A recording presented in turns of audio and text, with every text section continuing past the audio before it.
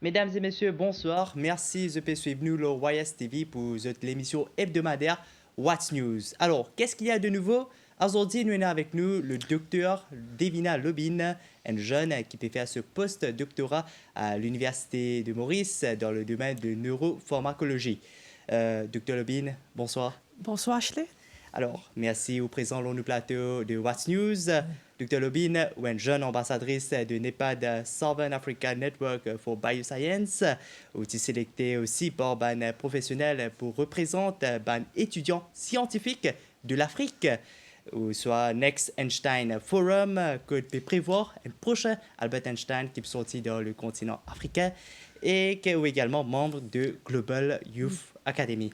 Alors, capable d'expliquer un petit peu, c'est quoi exactement le Global Youth Academy et le Next Einstein Forum?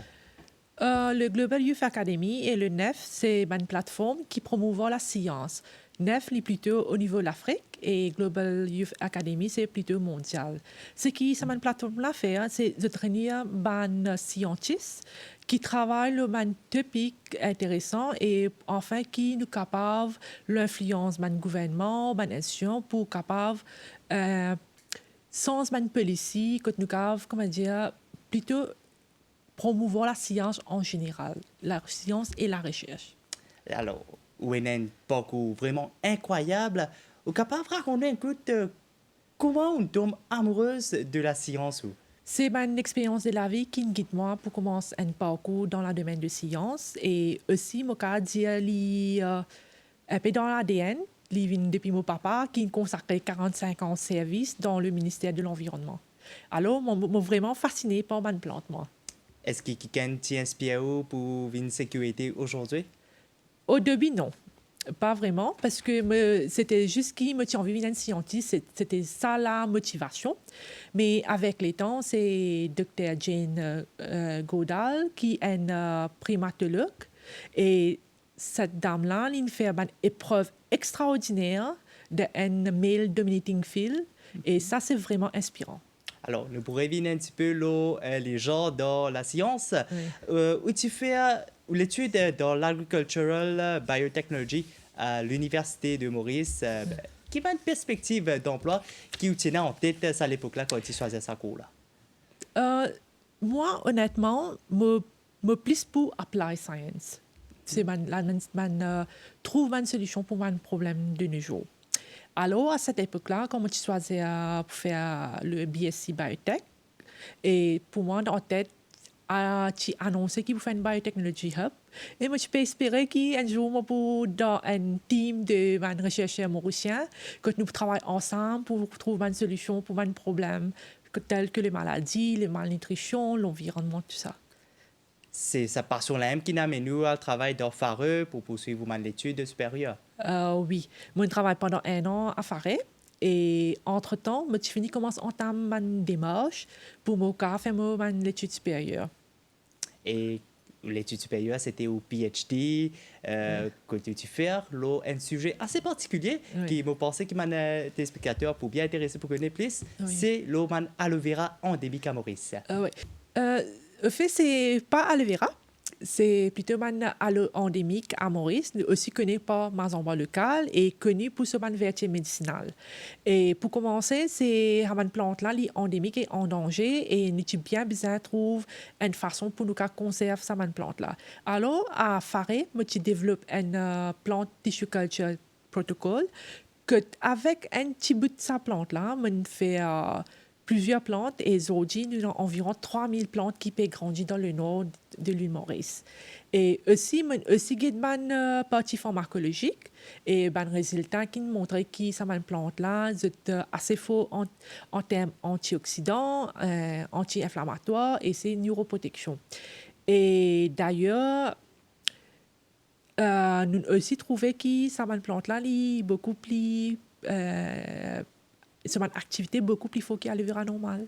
Alors, il y a une grande différence entre aloe vera normal et aloe endémique à Maurice. Oui, bien sûr.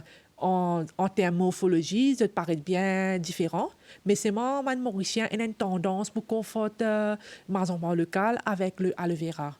Et enfin, même un botaniste a un problème une fois pour identifier les autres, mais il y a une différence morphologique. Alors, juste pour essayer de confirmer qu'il y a une différence énorme, j'ai aussi fait l'étude génétique pour séparer ça là de aloe vera et aussi guetter qui y a différentes espèces assez près avec man aloe de Maurice, avec ça, Maurice, La Réunion et Rodrigue. Donc, où l'étude jamais pas arrêtée, d'ailleurs pour tout le monde, l'étude Oui. jamais pas arrêtée, où qui mène projet que vous travaillez actuellement là-haut? Actuellement, je suis une postdoctorante à l'université et mon projet, c'est plutôt sur la plante médicinale que je peux essayer de trouver une molécule pour nous traiter la maladie d'Alzheimer. Et je peux aussi travailler sur un autre projet qui est nous l'engin depuis le MRIC et c'est African Traditional Medicine Against COVID-19. Pourquoi maladie Alzheimer? C'est une affaire qui m'a inspiré depuis quand je suis en Angleterre. C'est depuis quand on a plutôt en Angleterre, comme across et me vraiment fasciné par la technologie et comment apprendre qui sa maladie là depuis là pendant aucun traitement me dire peut-être c'est quelque chose de nouveau qui moi m'a amené un nouveau fil de recherche moi m'a amené à l'île Maurice. Alors, ou un jeune vraiment passionné par la science, mais me pensais qu'il me faisait rencontrer beaucoup d'obstacles au parcours. Oui. Ben, obstacle est varié. Il y a toutes sortes de problèmes. Il y a un problème nous peine l'argent, nous peine la facilité, mais ce qui vraiment keep moi, comment dire, on my track, c'est me motiver, ne pas give up. Et c'est ça, et me prendre toute bonne opportunité ce qui vient. Parce que je connais ça, un problème-là, il est temporaire. Nous sommes capables de travailler d'une façon que nous sommes capables de valoriser notre travail. Alors, pour moi, je aussi trouve tout un scholarship, toute une collaboration, ce que je suis capable de faire, je go for it. C'est ça, au fait, la clé de mon parcours. Alors, nous cause la science et qu'en 2020, nous cause en 2020 que dans sa filière-là, il y a de plus en plus de femmes qui peuvent joindre pour apport de collaboration, n'est-ce pas? Oh oui, définitivement. Dans la science de la vie, il n'y a plus beaucoup de filles. Par exemple, à l'Université Maurice même, je pensais que plus de filles qui peuvent faire un PhD dans ce domaine-là, mais ce n'est pas le cas dans toutes les filières. Par exemple, dans physique, ce n'est pas le cas. Hein. C'est plus beaucoup de garçons, c'est plutôt une male dominated field. Et que dans le continent africain, ben, femmes sont aussi actives dans la filière science. Oui, bien sûr. Mais en général, il y a un problème au niveau de l'Afrique. Juste 2,4% de nos Global Science Community, juste 2,4% sont African Science Researchers. Et mon histoire, imaginez combien de pourcents représente madame. Et c'est vraiment alarmant. Qui mène Boria qui peut empêcher madame achieve cette passion dans l'Afrique, surtout côté la science. Ben barrière, c'est ben madame, je entame beaucoup de difficultés en termes de collaboration, de finance pour faire la recherche. Deuxième, c'est que madame, je pas être reconnue pour cette contribution, bien souvent. Moi, parce qu'en général, pour l'Afrique, là, je pas être reconnue pour la contribution et aussi, et la madame, nous étant madame, nous avons différentes responsabilités. Alors, il y a un préjudice qui madame pas qu'à faire certaines affaires. Ce n'est pas le cas. Exact. Ouais. Mais malgré tout ça, madame-là, ça madame-là, c'est une achieve quelque part. Oui, définitivement. Il y a beaucoup de madame, despite tout ça, problème qui nous fait face, nous pas être reconnus pour le travail ce qu'il nous fait et aussi il y a un problème au niveau de l'institution même. Et non, madame, quand je travaille dans un male dominating field, je même fait sexual harassment. Mais même ça, nous pouvons faire je pense que tout le monde, madame, ce qui est dans le domaine de science, peut faire un parcours extraordinaire. Et c'est ça vraiment qui nous essaye d'inspirer une nouvelle génération pour plus de filles viennent dans ce domaine-là. Et que selon qui m'a le plus grand défi qui m'a africain pour l'année 2021? Pour l'année 2021, en général, nous avons un défi comme nous payons l'argent pour faire recherche, nous payons faire facilité. Mais avec le COVID, ça, il peut empirer. Il y a beaucoup de nations que se payent font pour faire une recherche maintenant. Il y a beaucoup de scientifiques qui peuvent perdre du travail dans ma nation. Alors, moi, pensais, avec le COVID, l'année prochaine, il peut être plus difficile en termes de recherche, comment nous pouvons sustain financièrement. Alors, ben, cette année-là, nous avons trois Nobel Prize winners, trois madames, Jennifer Doudna, Emmanuel Champortier, Andrea Ghez, dans la filière de sciences, deux en chimie et un en physique. Est-ce que vous toujours pensé qu'il y a des trois facteurs qui empêchent madame d'atteindre ce objectif? Comme on déjà dit, le facteur là, il varie. Il dépend qui pays, il dépend qui continent. Mais en général, madame, vous êtes underrepresented dans le scientific world. Et d'ailleurs, il y a trois madames pour trois madames pour Nobel Prize winner, c'est something very big. Nous dirais un blockbuster 2020 pour une madame qui est dans le domaine des sciences. Et je pense que ces trois madames-là, c'est pour un rôle modèle pour une nouvelle génération, incluant moi. Ah, et que nous pouvons causer un petit peu l'homme genre, monsieur et madame dans la science. Alors, nous trouvons qu'ils parfois se différent intellectuellement et physiquement. Est-ce qu'il y a une grande différence dans la façon qu'ils ont fait de recherche, surtout côté de la science, mon pédia là? Tout à fait non, parce que moi, je pensais que madame et monsieur, et même l'approche envers la science. Simplement, quand on fait un cutting-edge research, ça demande le temps et demande ressources. Madame, comment me dire, elle a différentes responsabilités. Et non, maman là-dedans, et non, fille, que elle a différentes responsabilités. Alors, c'est en termes de temps, ça, un monsieur, combien de temps il est capable de donner pour la vie professionnelle, madame, il donne un peu plus moins que ça. Mais nous avons même l'approche, si nous réussissons un mindset, bonne personne, madame peut faire aussi bien que monsieur. Alors, est-ce qu'il peut dire qu'il y a toujours une inégalité dans sa filière là? Oh oui. Moi, je me sens dit. Est-ce que vous pensez qu'il y a une égalité ou bien une équité dans les genres dans la science? Au fait, moi, je dis tous les deux. Et qu'à Maurice, comment vous trouvez la situation? Est-ce qu'il y a une madame plus qui m'a monsieur ou bien monsieur plus qui m'a madame? OK. Il dépend de la filière. Comme on dit, dans Life Sciences, il y a plus de scientifiques qui m'ont remarqué. Par exemple, dans mon research group même, avec le team qui me travaille, il y a 3 filles et un garçon. Mais les capables différents dans faculté, dans le département de physique ou de chimie, quand il n'y a plus beaucoup de garçons. Alors, il dépend de qui filière. Comme on le dit, STEM education, quand il englobe science, technology, engineering et mathématiques. Et il tout à fait dépend, il varie depuis de filière. Vous pouvez faire un postdoctorat à l'Université de Maurice. Je pense bien que vous avez l'occasion d'observer un petit peu comment la tendance est. Est-ce qu'il vous trouve plus beaucoup de filles et opter pour la filière sciences ou bien de garçons un petit peu plus? Comment vous trouvez la situation à l'université? Dans le life sciences, définitivement, il y a plus de filles. Je ne suis pas capable de dire exactement dans le domaine de physique, mais peut-être, si je ne me suis pas trompé, plus beaucoup de garçons. Ou même dans le domaine de chimie, c'est plus beaucoup de garçons. Mais en général, il y a un problème au niveau de l'Afrique. Et ce qui est d'après un protocole par SADC, un survey qu'ils ont fait, 10-20% de jeunes dans l'Afrique qui engagent dans le domaine de STEM.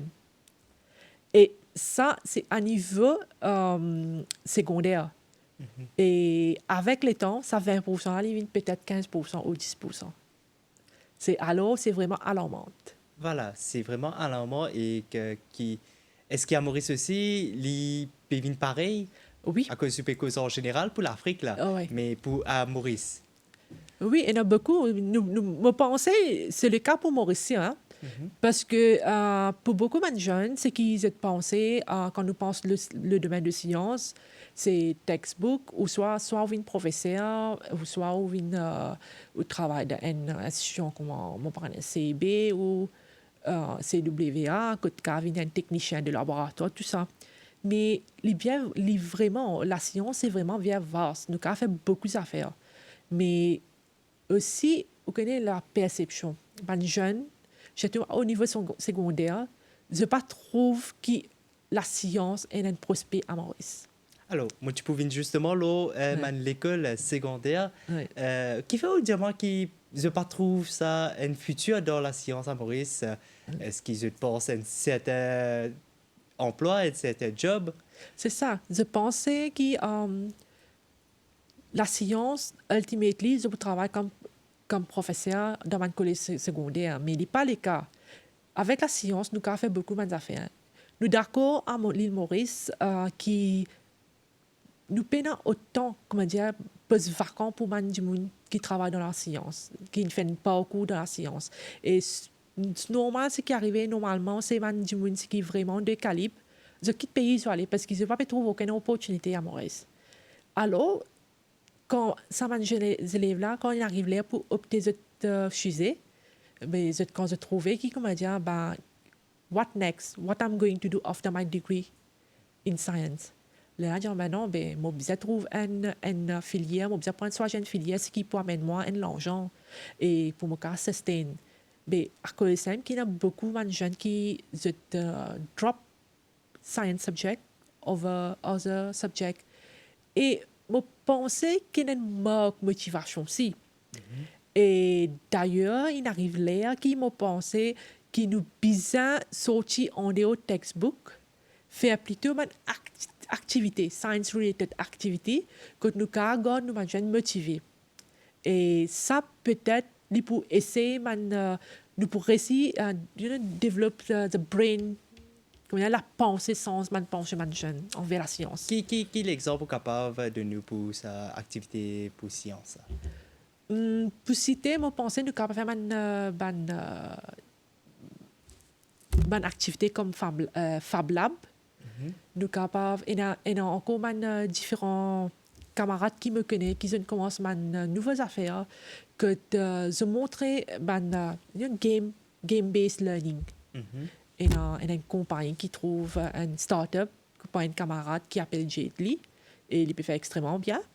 Et aucune personne qui me connaît, il commence un projet qui s'appelle STEAM, qui représente Science, Technology, Engineering, Art and Mathematics. Ça un genre de programme-là, il aide ces enfants-là à développer cette pensée, aussi cet intellect envers la science. Je développe une nouvelle perception. Les là qui sont motivés, les là pour soit jamais utiliser comme chimie, biologie ou mathématiques et pas qui business studies ou d'autres. Alors, tu peux dire nous que beaucoup de jeunes préfèrent aller à l'extérieur pour gagner un job opportunities et que vous pas penser qu'il n'arrive là à Maurice pour nous créer un job opportunities pour ces jeunes qui ont opté pour la science. Bien sûr, bien sûr. Honnêtement, nous peinons la quantité de vacances pour ces élèves-là. Et d'ailleurs, avec nous avons atteint un an, 2 ans, finalement, il y a une frustration qui commence à build up. Tout le monde a la même motivation, la même patience. Et alors, ça m'a un STEM skill personnel, people là. Vous êtes quitté pays, vous êtes allé. Si possible, nous avons fait Biotechnology Hub une réalité, que nous pouvons ouvrir chemin beaucoup de jeunes, de place nous dépendent les autres pays, que pour amener une solution pour nous un problème, nous-mêmes nous développons une solution.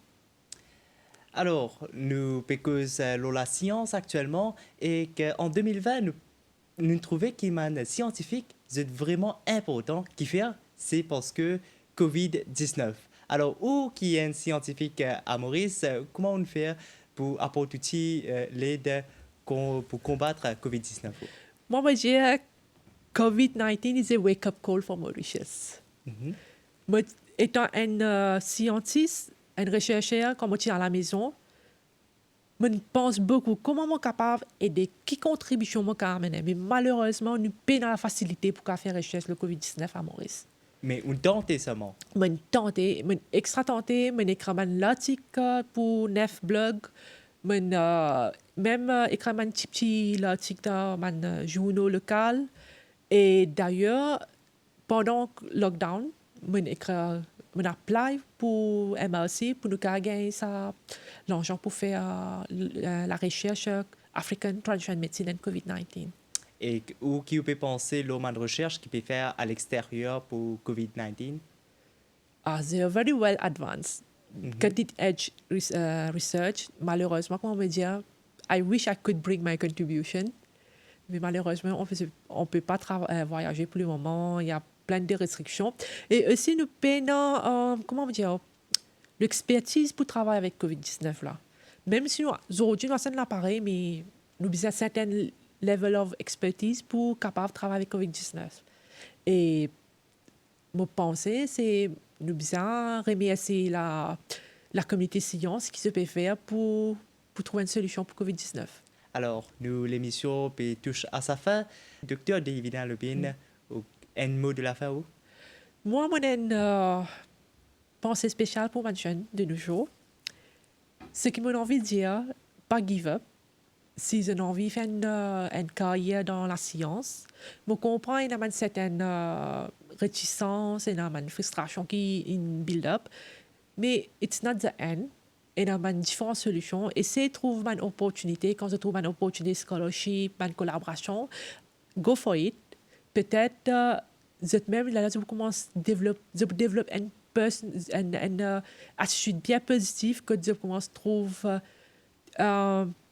des affaires positives, même si dans une situation bien difficile. Merci beaucoup, Dr. Davina Lobine, pour être là au plateau de What's News. Voilà, c'est ici que prend fin l'émission de What's News. Merci à Dave Ramukos et à toute l'équipe de la réalisation qui réalise l'émission de What's News. À très bientôt.